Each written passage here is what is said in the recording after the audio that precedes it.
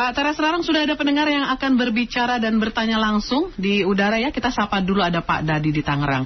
Terima kasih Pak Dadi sudah menunggu. Selamat siang Pak Dadi. Selamat siang Mbak Deli, Pak narasumber, selamat siang, salam sehat. Mendengar saya tadi apa yang disampaikan. Saya selamat siang Pak Dadi. Pak narasumber ya. Begini, ini kan tujuan mulia ini pemerintah ini ya. Saya sebagai masyarakat tuh sangat setuju sekali Pak. Karena apa? Ya, karena apa? Ini kan mereka-mereka di lokasi-lokasi yang terpencil kan, di daerah-daerah yang sulit mendapatkan belajar kan begitu, intinya kan itu. Jadi dijadikan satu, dimasukkan ke kayak macam pesantren gitu kan istilahnya, di asrama lah. Ya. Ini sangat bagus, asrama ini dikelola oleh pemerintah dan mohon nanti Menteri Pendidikan tuh mengevaluasi dan ikut mengawasi ya. Saya sebagai masyarakat ini sangat mendorong kapan lagi ini proyek besar untuk mengembangkan anak-anak bangsa Indonesia. Ini orang-orang mereka nih, anak-anak yang terpencil itu sangat kasihan Pak kalau menurut saya. Sekolah ini sulit sekali Pak. Yang di perkotaan aja Bapak tahu sendiri kan, seperti itu ya kan. Mesti ada daerah-daerah yang tidak boleh jalannya terlalu jauh diatur seperti itu. Ini yang terpencil apalagi Pak. Jadi gerakan pemerintah ini saya sangat mendukung Pak. Biarlah ini tugas pemerintah. Yang penting istilahnya paling tidak mereka itu akan disiapkan untuk generasi mandiri Pak. Kalau sudah dimasukkan di asrama, otomatis semua kebiasaan itu akan tertib Pak. Jadi tidak sembarangan. Dari awal mereka sudah dididik Pak. Dari ceritanya ini kan dari sekolah dasar kan sampai SMP misalnya. Ini bagus sekali Pak untuk masa depan. Jadi selanjutnya nanti kita lihat aja nanti bagaimana perkembangan ya tujuan mulia pemerintah ini. Dan mudah-mudahan ini bisa terlaksana dengan baik dan bisa dilakukan ke seluruh daerah-daerah terpencil, terbelakang yang istilahnya mereka bisa mengenyam pendidikan sama dengan teman-teman lain yang ada di perkotaan. Itu aja. Ya, mudah-mudahan terlaksana nih Pak. Terima kasih Pak Dadi, terima kasih tanggapannya. Amin.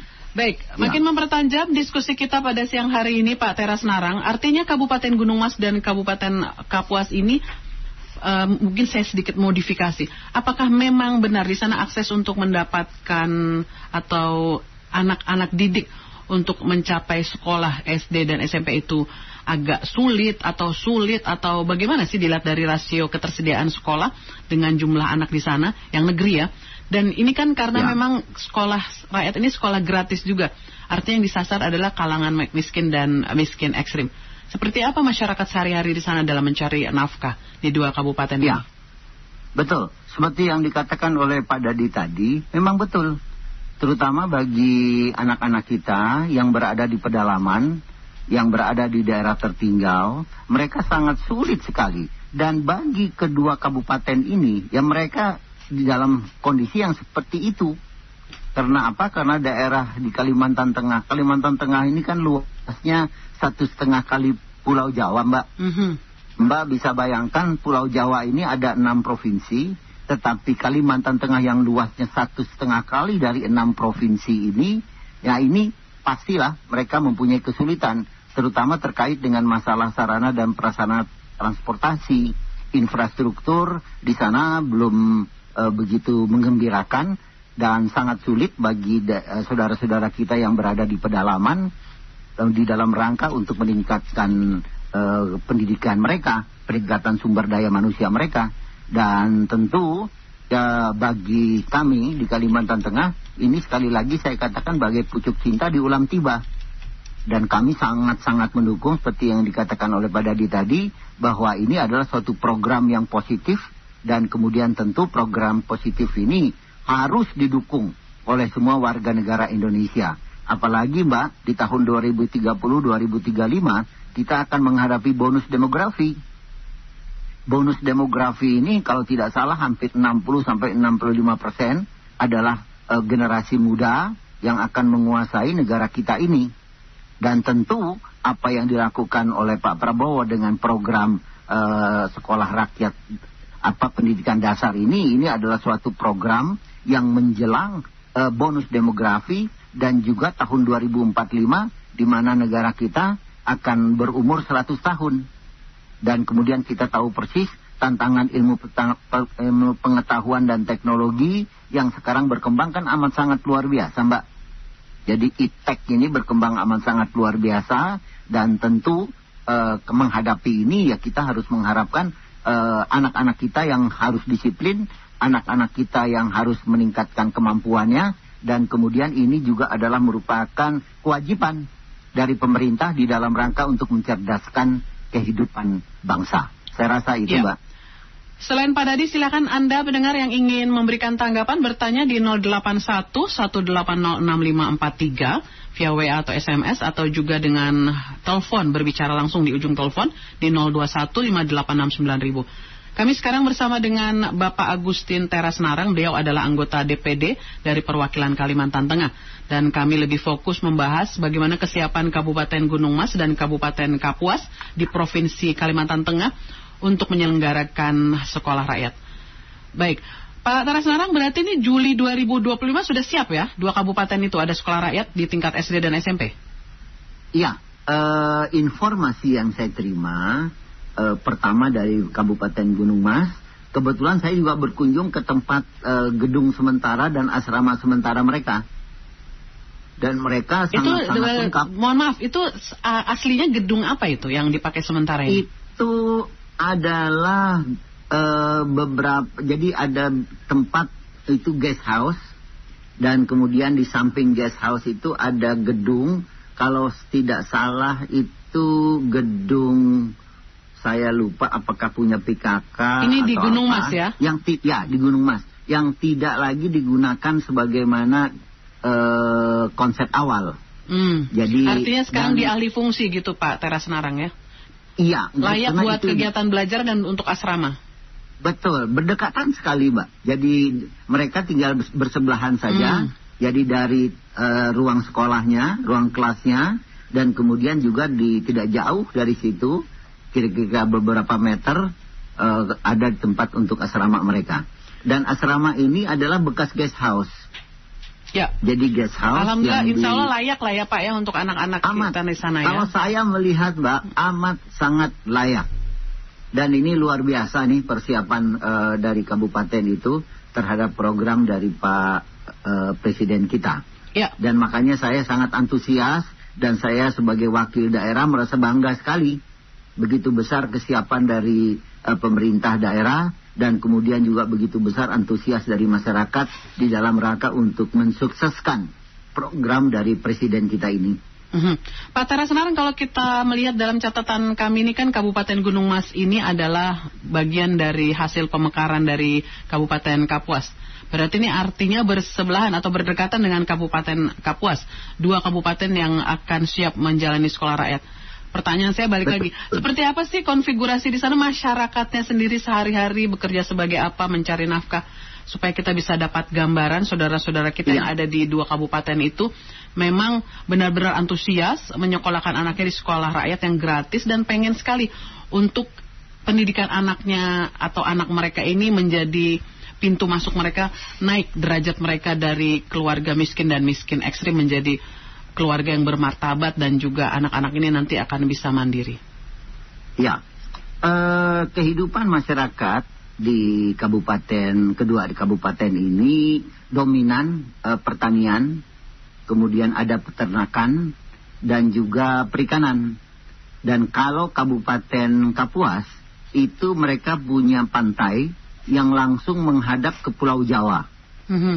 Jadi ini amat sangat luas, dan betul sekali yang seperti Mbak tadi katakan, bahwa Kabupaten Gunung Mas ini adalah merupakan kabupaten hasil pemekaran dari Kabupaten Kapuas. Jadi Kabupaten Kapuas itu tahun 2002 dibentuk daerah otonomi baru menjadi 3. Kabupaten Kapuas adalah kabupaten yang asli, dan kemudian yang ada penambahan 2, 1 Kabupaten Gunung Mas dan 1 Kabupaten Pulang Pisau. Dan tentu karena dalam rangka untuk meningkatkan pelayanan pada saat itu, maka berkembanglah kabupaten-kabupaten pemekaran ini, termasuk diantaranya adalah Kabupaten Gunung Mas. Dan Kabupaten Gunung Mas sekarang ini terlihat sangat berkembang, dan perkembangan ini tentu harus dibarengi juga dengan bantuan dari pemerintah pusat, sehingga perkembangan ini betul-betul dapat dilaksanakan dengan baik. Terutama menyangkut dana bagi hasil, Mbak. Karena daerah ini punya potensi sumber daya alam yang luar biasa, tetapi mereka, saya kemarin mendapat informasi bahwa APBD mereka itu amat sangat tidak begitu banyak, dan kemudian ketergantungan mereka dengan dana dari pusat sangat tinggi. Karena apa? Karena dana bagi hasil belum mereka peroleh sebagaimana yang mereka harapkan. Dan kemudian PAD juga, pendapatan asli daerah mereka juga terbatas. Oleh karena itu ini kesempatan yang sangat baik. Baik. Pak Teras Narang, sudah ada Pak Teguh di ujung telepon. Beliau ini dari Cengkareng, Jakarta Barat. Kita sapa dulu ya. Selamat siang Pak Teguh, terima kasih sudah menunggu. Silakan. Assalamualaikum Pak Teguh. Waalaikumsalam warahmatullahi wabarakatuh Pak Teguh. Silakan ke Pak Teras Narang ya. Kata Bapak narasumber tadi, pucuk cinta ulang tiba. Saya tambah lagi, bunga yang kuharap menjadi buah. Wah, kita berpantun, cakep gitu ya. Iya, jadi ini, Pak, kalau bisa Pak, jangan hanya 2 kabupaten aja untuk buka rakyat itu. Kenapa? Jangan buat untuk orang miskin aja. Kadang-kadang di daerah kita masih suka menemukan yang orang tuanya meninggal ya. Kadang bapaknya meninggal, kadang ibunya meninggal. Nah, itu terjadi, apalagi yang namanya anak yatim piatu. Nah, jadi maksud saya Pak, harus melalui RT RW. Jadi RT RW itu kan tahu ini anak yatim piatu, orang tuanya kagak ada, tinggal sama bibinya gitu ya. Nah, itu mesti cocok sekali Pak untuk sekolah rakyat itu. Dia itu karena apa? Kan tinggalnya di asrama kan Pak ya.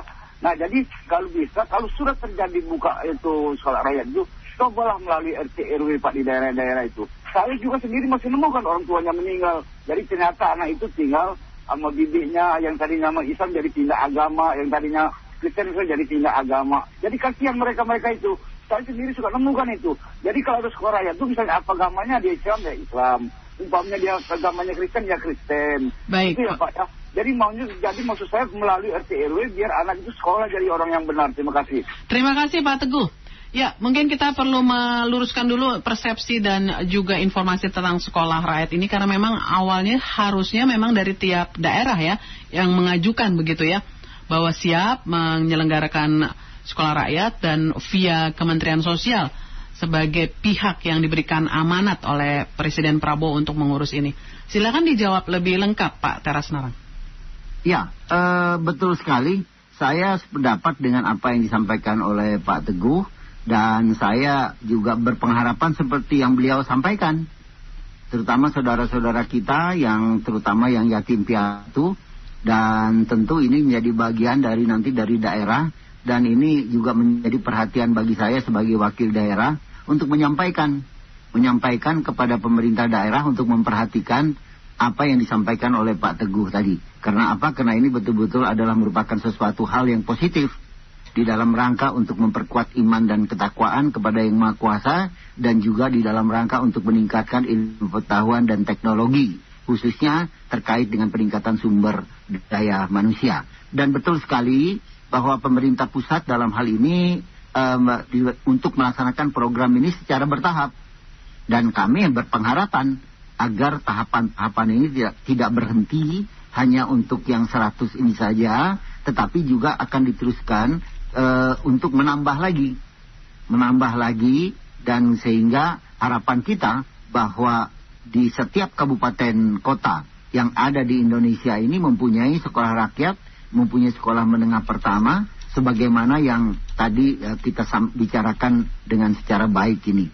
Dan saya sangat-sangat sependapat bahwa proses pendidikan yang dilakukan dengan adanya sarana asrama dan kemudian sekolah dengan guru-guru yang punya kualitas, yang punya kapabilitas, maka harapan dari apa yang tertuang di dalam pembukaan Undang-Undang Dasar 45 kita, yaitu kewajiban kita untuk mencerdaskan kehidupan bangsa, akan dapat terwujud dengan tanpa membedakan dia berasal dari mana, dari suku mana, agama apa, tapi yang paling penting di sini adalah bahwa dia warga negara Indonesia yang wajib untuk ditingkatkan pendidikannya. sehingga mampu mencerdaskan kehidupan bangsa. Saya rasa itu, Mbak. Ya, baik, terima kasih Pak Teras Narang sudah bersama dengan Elsinta pada perbincangan siang hari ini. Semoga lancar ya di Kabupaten Gunung Mas dan Kabupaten Kapuas Kalimantan Tengah untuk sekolah rakyatnya tahun ajaran ini. Dan pasti nanti kita akan update lagi, akan bermunculan sekolah rakyat yang lain di kabupaten yang lain, bukan hanya di Kalimantan Tengah, pastinya juga di seluruh Indonesia. Iya, terima kasih Mbak. Iya, selamat siang Pak Teras Narang. Selamat siang, makasih. Demikian tadi anggota Dewan Perwakilan Daerah DPD Republik Indonesia Perwakilan Kalimantan Tengah, Agustin Teras Narang. Terima kasih.